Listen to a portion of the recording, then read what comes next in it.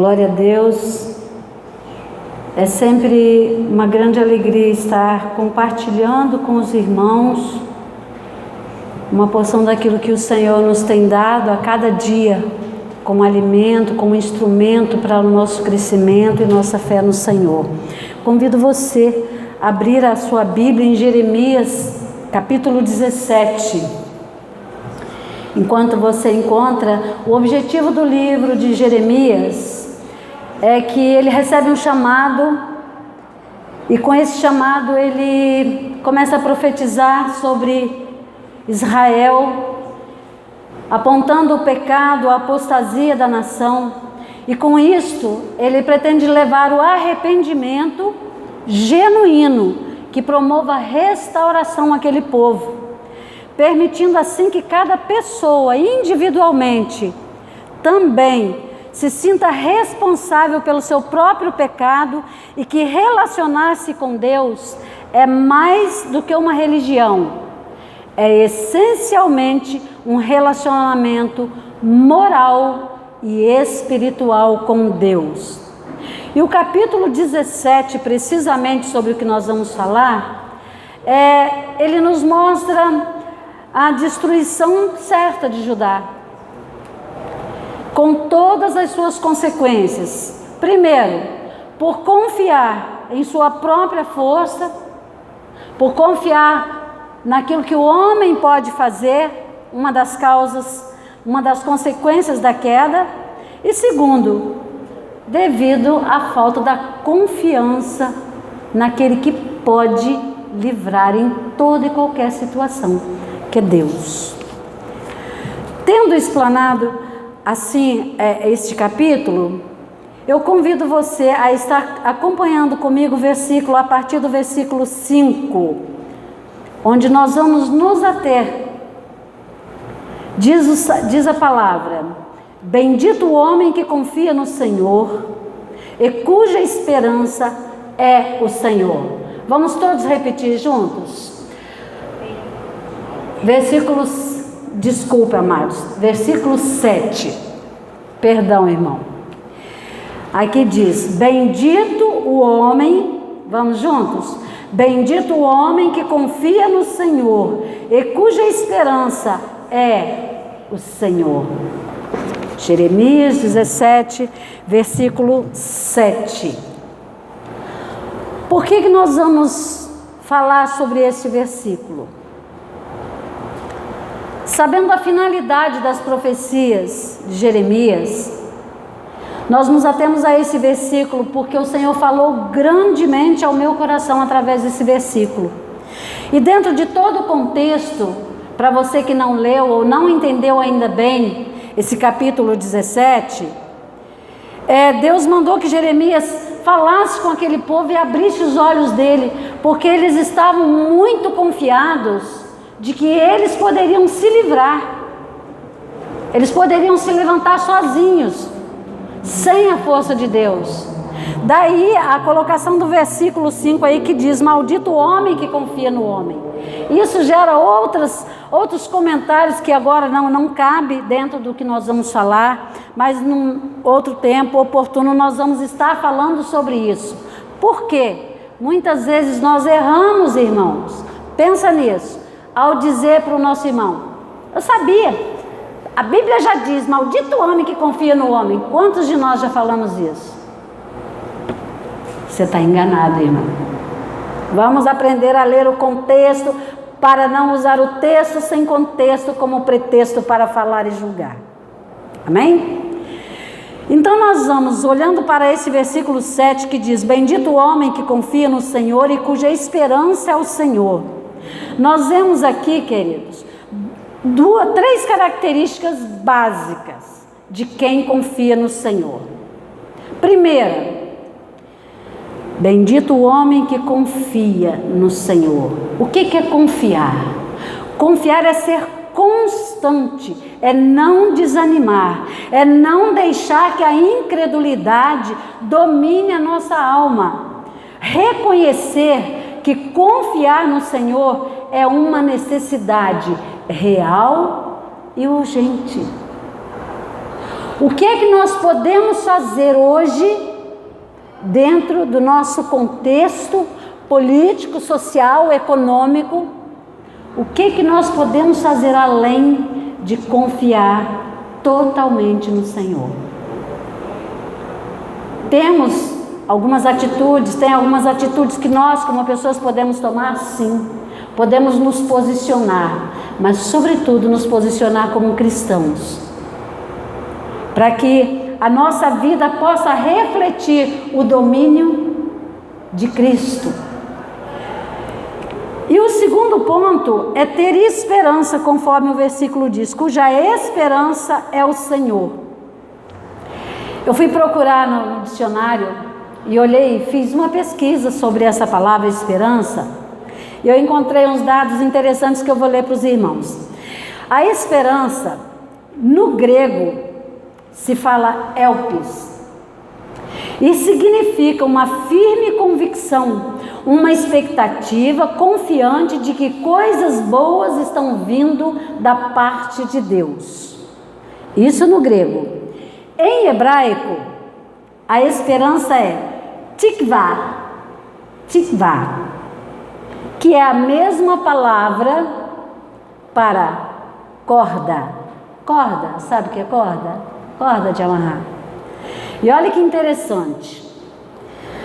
É a mesma palavra para corda, ou seja, a ideia da esperança no hebraico é estar amarrado a Deus. Se estou ligado a Ele, o meu futuro é maravilhoso.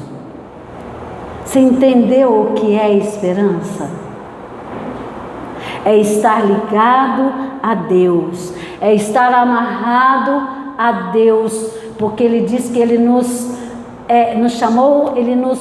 chamou para si com laços, Ele nos atraiu com laços, com cordas de amor. No nosso bom português, esperança é um substantivo feminino entendido como sentimento de quem vê como possível a realização daquilo que se deseja.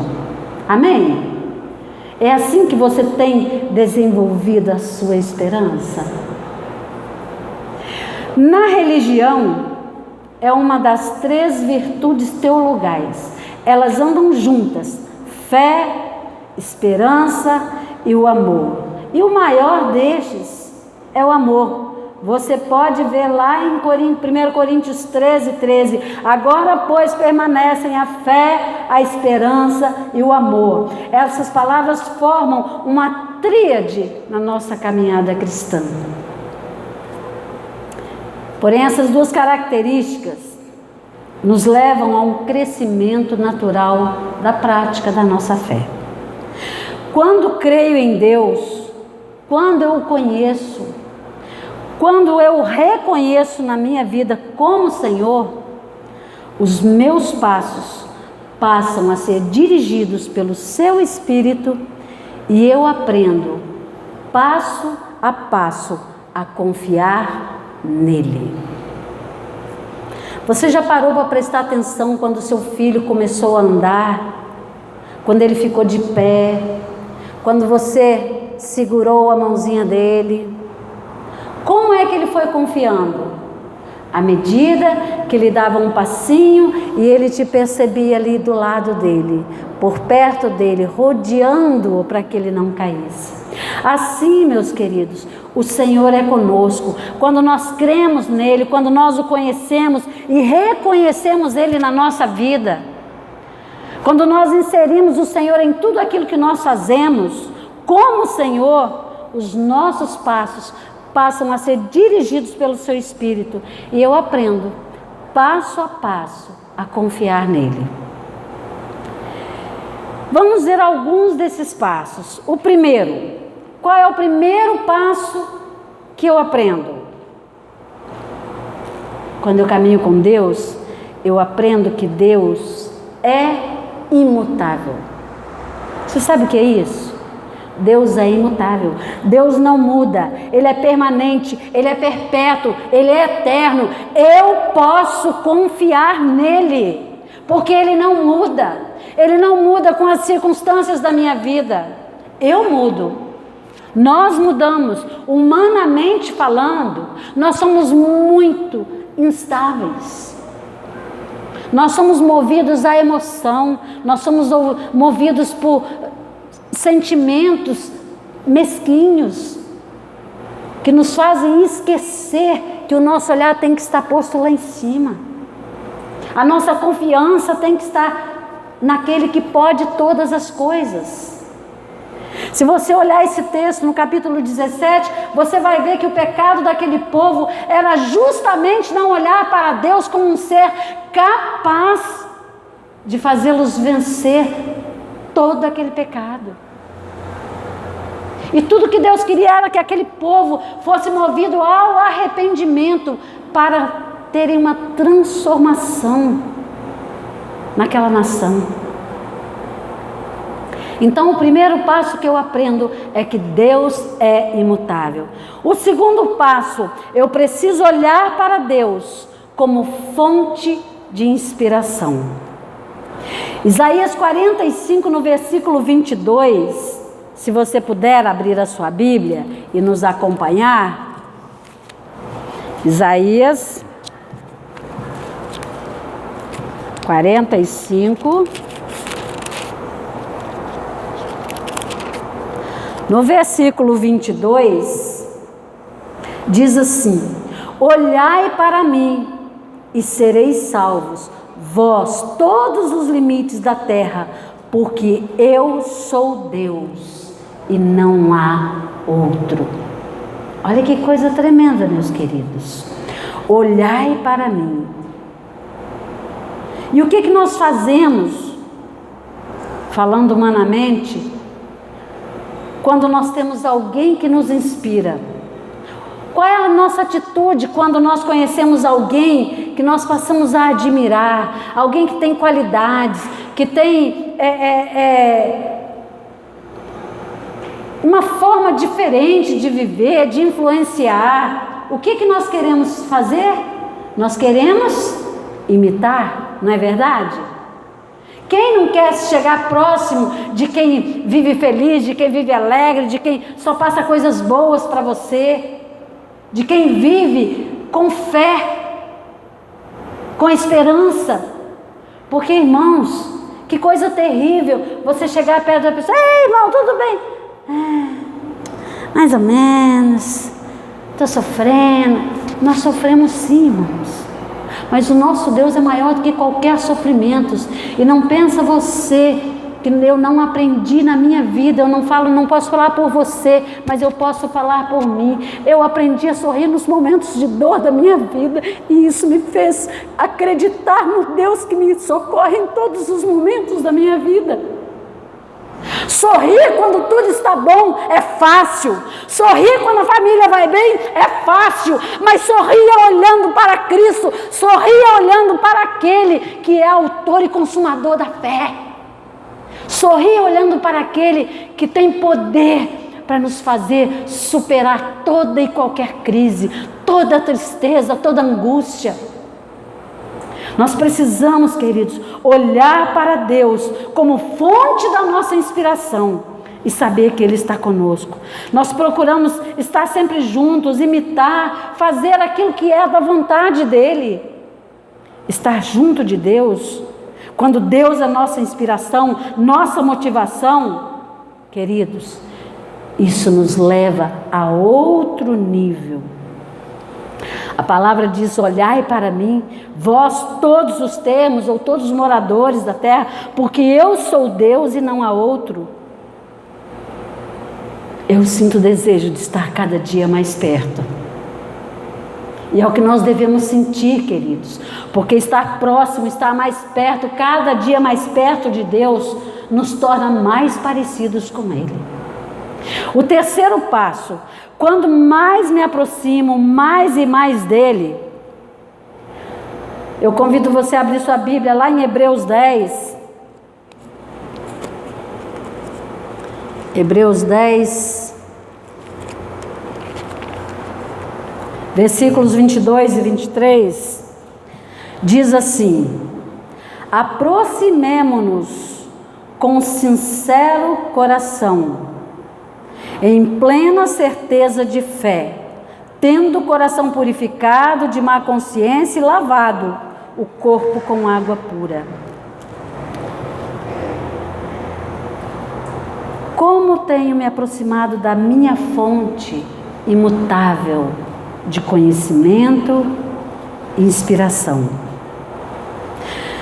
Versículo 22 lá de Hebreus diz... eu acabei fechando, irmão, só um minutinho. Versículo 22 de Hebreus. É verdade, é porque eu fiz algumas anotações aqui. Na parte A diz assim: aproximemo-nos com um coração sincero, em plena certeza de fé. Como eu tenho desenvolvido a minha caminhada de fé? O que é fé para você? Você já se perguntou? Eu estou vivendo com fé? Como eu estou desenvolvendo a fé? Há alguns anos eu ouvi um testemunho, eu achei muito lindo. Diz que num lugar lá do sertão, uma igreja estava em oração, naquela corrente de oração, naquele desespero, porque não chovia, e a cidade estava numa pobreza só, o povo estava começando a passar necessidade, porque não chovia, a terra não produzia, o que plantava morria, e aquela igreja resolveu, o pastor decidiu conclamar aquela igreja para estar indo no monte, no domingo à tarde, antes do culto da noite, para orar para que Deus mandasse chuva, para que Deus enviasse chuva. E o pastor conclamou aquela igreja. Aí quando deu aquela certa hora, todos os irmãos correndo ali naquele lugarejo, correndo cada um, com a sua biblinha debaixo do braço, correndo para o encontro lá com o pastor. A menininha olhou para a mãe dela e falou assim: ih, mamãe, esqueci de uma coisa. E voltou correndo: menina, vem cá, nós estamos... Não, mamãe, peraí. E a menina correu em casa, e todo mundo nervoso, esperando, pastor ali já com o grupo atrasado. Chega a menininha com um guarda-chuva debaixo do braço. A mãe dela virou: menina, para que esse guarda-chuva? Ué, mamãe, a gente não vai lá orar para chover? Você está entendendo o que é fé?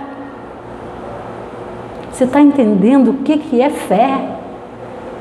É você pedir, crendo que já recebeu. O tempo é o de Deus, Ele é o Senhor do tempo, Ele faz acontecer.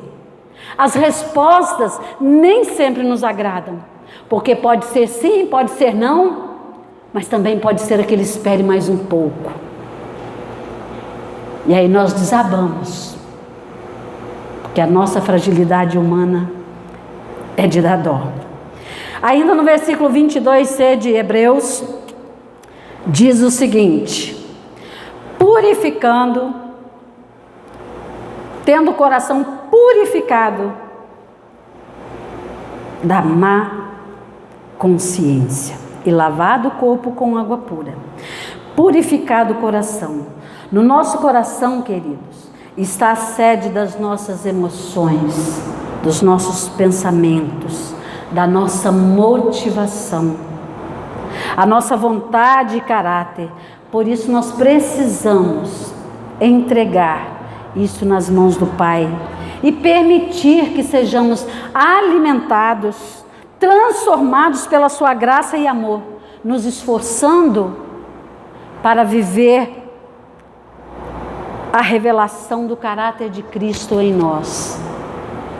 Porque quando nós nos aproximamos dele com fé, quando nós olhamos para ele como aquela pessoa que nós admiramos, como aquela pessoa que nos influencia, nós também passamos a ser influenciadores de outro. Como é que está sendo a nossa vida? Será que nós estamos influenciando ou será que nós temos sido influenciados pelas coisas deste mundo? Será que a falta de fé do outro me influencia mais do que a minha própria fé pode influenciar? Nós temos que começar a nos questionar, queridos, Porque nós, como cristãos, me perdoem. Aliás, não vou pedir perdão não, pastor. É uma coisa que o Senhor colocou no meu coração. A gente precisa parar de ficar Senhor, perdoa a minha fraqueza. A gente tem que tomar vergonha e assumir uma postura de fé. Assumir uma postura digna daquele que merece todo louvor, toda honra, toda glória, todo o poder, porque tudo está nas suas mãos. E Ele nos permite viver com Ele, conhecer, receber dEle toda a força, tudo que nós precisamos para vencer as batalhas da nossa vida.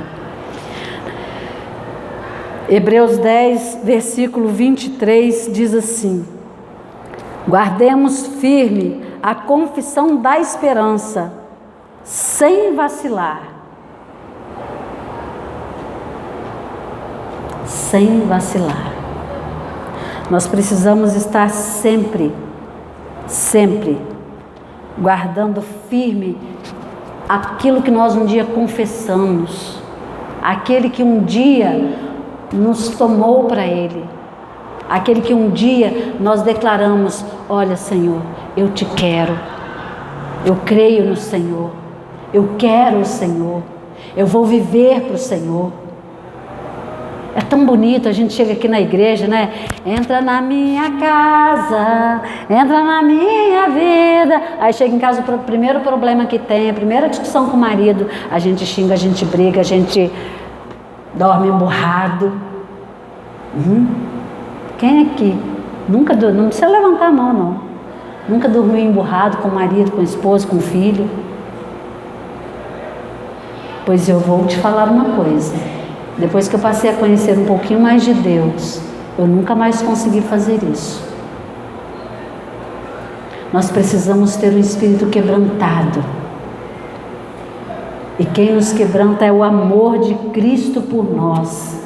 Nós precisamos reconhecer os nossos erros, o nosso pecado. Nós começamos a justificar que o nosso pecado não é mais pecado, é só um errinho. E todo erro é pecado. Nós falhamos. Deus não. Deus, Ele é imutável. Mas nós somos falhos. Então nós precisamos, queridos, concluindo, nós precisamos confessar o nosso pecado. Mas nós precisamos nos arrepender dele. Porque confessar com palavras é muito fácil, mas arrepender-se é genuíno, é no coração, não é palavra. Nós precisamos, o pecado, ele exige arrependimento e restauração. E isso é um fato na nossa vida. Se nós nos arrependemos, nós somos restaurados. Nós somos perdoados por Deus e nós somos restaurados. A obediência conduz à bênção e à alegria da frutificação. A terceira característica de quem confia no Senhor, vamos lá em Jeremias 17, versículo 8, que diz: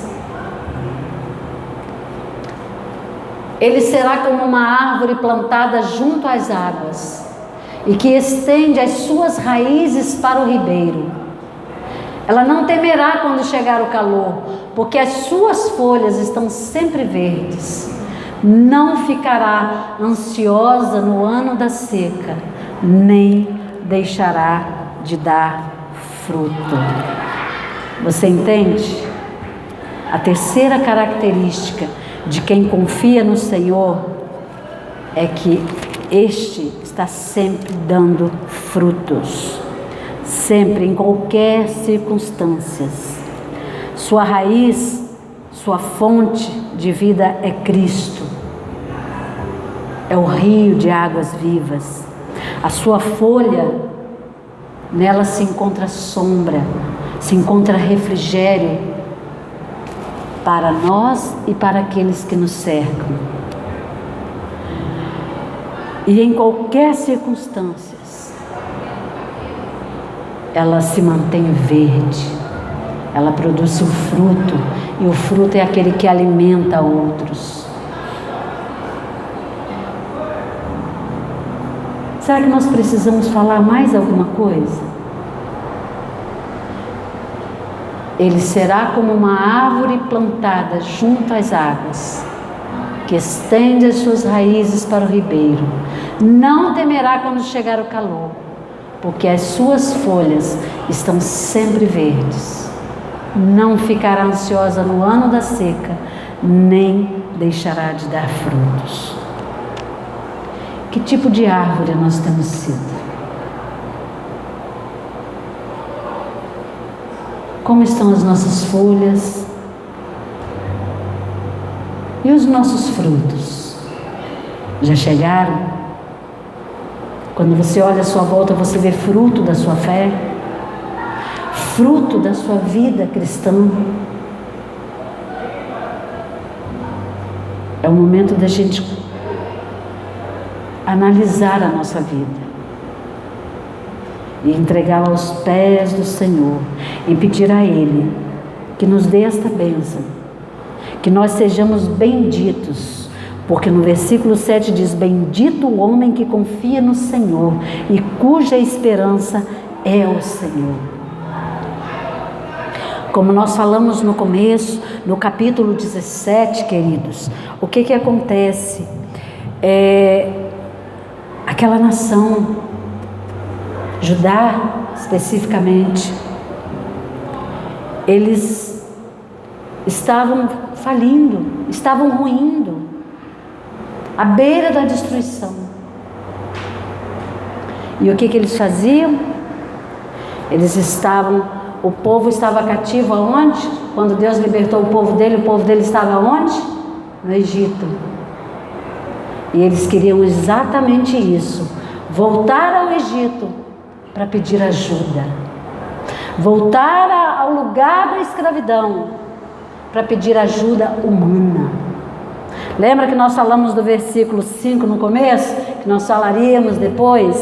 O versículo 5 diz assim: assim diz o Senhor, maldito o homem que confia no homem, faz da carne mortal o seu braço e aparta o seu coração do Senhor. Aquela nação estava afastada do Senhor pela idolatria. Aquela nação estava afastada do Senhor pela apostasia. Por isso eles estavam sendo levados para o cativeiro. E ao invés de buscar o Senhor, confiar no Senhor, aí eles vão aonde? Buscar socorro no homem. Aonde? Aonde eles eram cativos. Às vezes nós ficamos tão ansiosos que muitas vezes nós temos vontade de dar um passo atrás, né? Como o povo saindo do Egito, assim, a gente está aqui para morrer de fome? Era melhor lá, onde nossas panelas estavam cheias de carne. E a fé, queridos? E aquele chamado de amor e misericórdia, para que nós sejamos bem-aventurados, para que nós sejamos benditos, porque confiamos no Senhor. Quando a gente confia, a gente entrega, a gente descansa. Feche seus olhos. Que tipo de árvore você tem sido?